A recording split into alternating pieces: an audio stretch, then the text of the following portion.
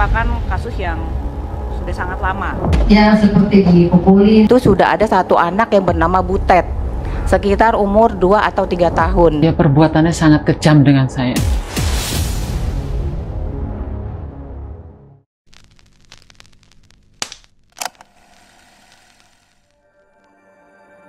Di balik gemerlap panggung dan tepuk tangan penonton, ada realitas yang sering tersembunyi dari mata publik.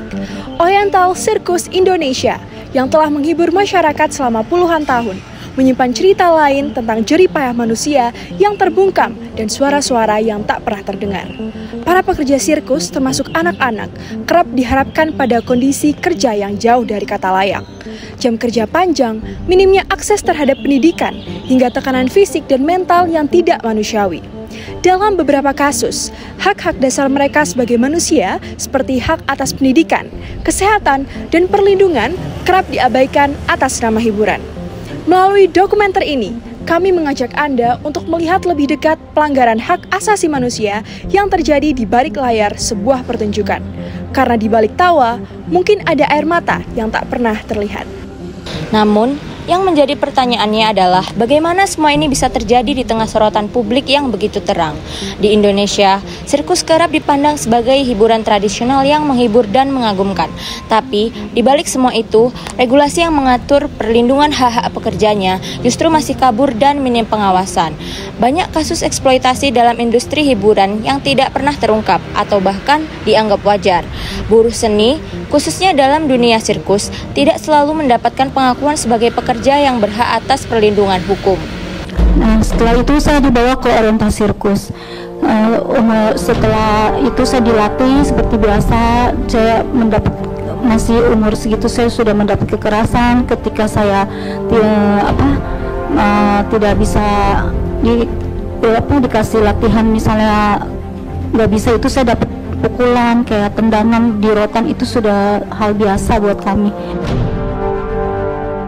Kini, Komnas HAM, aktivis, dan mantan pekerja mulai bersuara membongkar praktik-praktik yang selama ini tersembunyi, mulai dari kekerasan verbal, fisik, hingga tekanan psikis yang diterima sejak usia dini.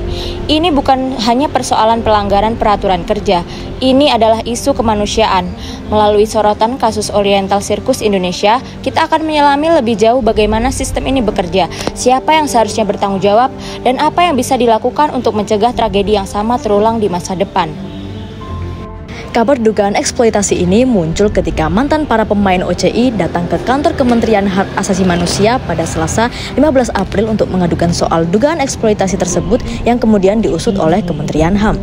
Direktur Jenderal Pelayanan dan Kepatuhan HAM, Munafrizal Manan, dalam konferensi pers menyatakan bahwa berdasarkan kronologis yang disampaikan pengadu, Kemenham menyampaikan 4 rekomendasi terkait kasus ini. Rekomendasi pertama meminta Komnas HAM menelusuri apakah ada pelanggaran HAM berat masa lalu di kasus ini. Kedua, ada rekomendasi bagi Bareskrim Polri untuk melakukan pemeriksaan atas dugaan tindak pidana pada kasus ini. Polisi juga diminta untuk menelusuri untuk memastikan kapan pastinya OCI berhenti beroperasi hingga melakukan ekspos perkara yang hasilnya diumumkan ke publik. Selanjutnya, ada rekomendasi untuk Kementerian Pemberdayaan Perempuan dan Perlindungan Anak untuk memberikan terapi psikologis pada mantan pemain sirkus OCI. Rekomendasi terakhir yaitu perlu adanya pembentukan tim gabungan pencari fakta dengan dasar permintaan resmi dari DPR. Namun, rekomendasi ini hanya bersifat mengikat kepada kementerian atau lembaga pemerintah, namun tidak mengikat Komnas HAM karena lembaga tersebut bukan pemerintah. Kementerian HAM juga memberikan sejumlah opsi penyelesaian kasus ini. Pertama, yaitu melalui pendekatan pelanggaran HAM berat masa lalu yang perlu adanya pembuktian dari Komnas HAM terlebih dahulu. Opsi kedua, yaitu pendekatan hukum dari hukum pidana hingga hukum perdata. Kasus pelanggaran hak asasi manusia yang terjadi di Oriental Circus Indonesia ini sangat berdampak buruk, terutama pada puluhan korban yang merasakan kekerasan, pelecehan, dan eksploitasi anak, baik secara fisik maupun psikis. Sudah seharusnya para korban diberikan layanan trauma oleh profesional dan diberikan perlindungan secara hukum agar mereka merasa aman. Para korban juga layak untuk diberikan kompensasi atas pekerjaan tanpa gaji dan perlakuan buruk yang selama ini telah mereka dapatkan. Dan sebaliknya, para pelaku, termasuk pemilik Oriental Circus Indonesia, perlu ditindaklanjuti secara hukum yang seadil-adilnya agar kasus seperti ini tidak terulang lagi di kedepannya. Perjalanan menyelami kisah di balik tirai sirkus ini bukan sekedar membuka luka lama, tetapi menjadi bentuk kepedulian terhadap nilai-nilai kemanusiaan yang selama ini terabaikan. Kita tidak bisa lagi menutup mata dan membiarkan hiburan menjadi alasan untuk menginjak hak dan martabat manusia.